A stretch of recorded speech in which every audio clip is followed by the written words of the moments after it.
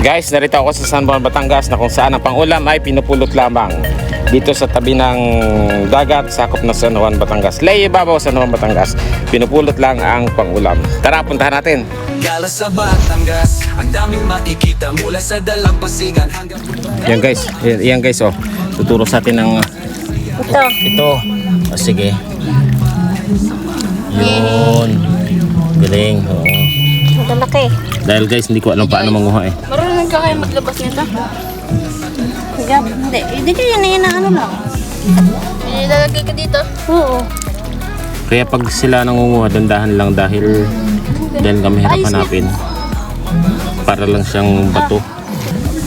Guys, narito tayo ngayon sa San Juan, Batangas. Ang San Juan, Batangas ay gilid lamang ng dagat.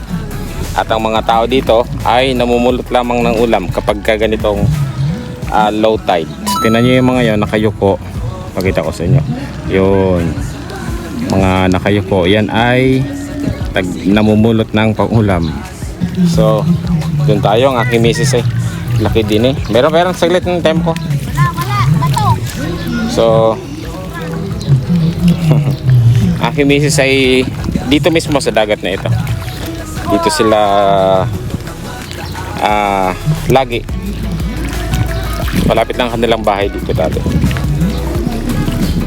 Nakapasyal na ako sa mga yan dati, pero hindi ko alam na siya mapapangasawa ko. Walang pag bumibisita ako, bisita lang talaga.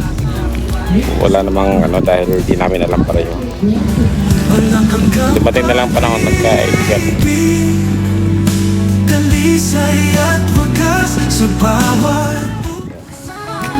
Sanay siya manguha. Kapag ganitong kati na low tide ay nangunguha na sila ng ano, ang mga pangulam ay pinupulot lamang. Pero meron pinakita sa akin kanina yan na mukhang bato lang siya. Ere? Bato nga. Hindi ako marunong. Pero mukhang bato lang talaga siya guys. Kaya lang sa mga sanay ng mata, alam nila kung yun ay shell o hindi. Are ka? Laman? Huwag ko. Aray. Guys, nakatsamba ko. Walang laman. Walang laman. Wala. Okay. Patay. Ibig sabihin yan, titirna na ng umang. So, yung pangulam din eh, pinupulot lang nila. Oh. Marami kami guys, hindi naman magkakakilala. Siguro kilala ng mga inay tsaka itay. Are. Teka, meron daw nakita. Saan? Teka. Teka. Saglit, alis ang kamay. Are. Guys, yan daw ay masuk natin. Yan. Bato siya o kung titinan nyo sa malayo. Pero, sige, pakikuha nga dalang ko. Oh, galing oh. See? Galing. Mga bata pa nagsasanay pa lang, nag-aaral pa. Teka, saan? Are guys, tingnan nyo. Pag titingnan nyo lang parang bato.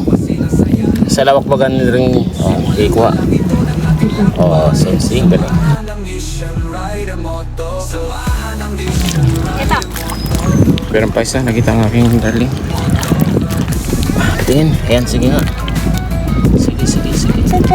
Oh, galing. Iba naman siya. Ibang style. Ibang style. Ibang shell. Tama, ipares mo. Magkaiba sila. Ang ganda pa ng view din eh. Alam nyo gano'n maganda sa katawan ng ang hangin ng dagat. Lalo na dun sa may problema sa may pag-aaral may problema sa tawag dito, sa panic, depression, yung hangin ng dagat. Maganda siya. Yung aking kasing misis may panic disorder yun eh. At nung kalakasan ng kanyang panic, nagpupunta kami sa tabi ng dagat. Umaga, nakaupo kami doon. Kwentuhan lang kung ano-ano. Kasi pag mainit na, uwi na ulit. Yan ang kagandahan ng malapit sa dagat. So guys, ang itay malayo na. Hindi Yun, yung maliit na yun.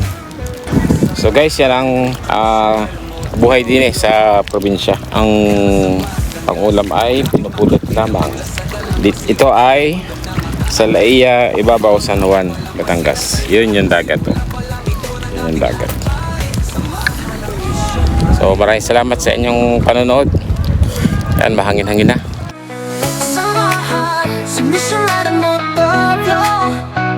Gala sa Batangas, ang daming makikita mula sa dalampasigan hanggang bundok na mataas. Follow na, huwag palampasin ang saya, simula pa lang.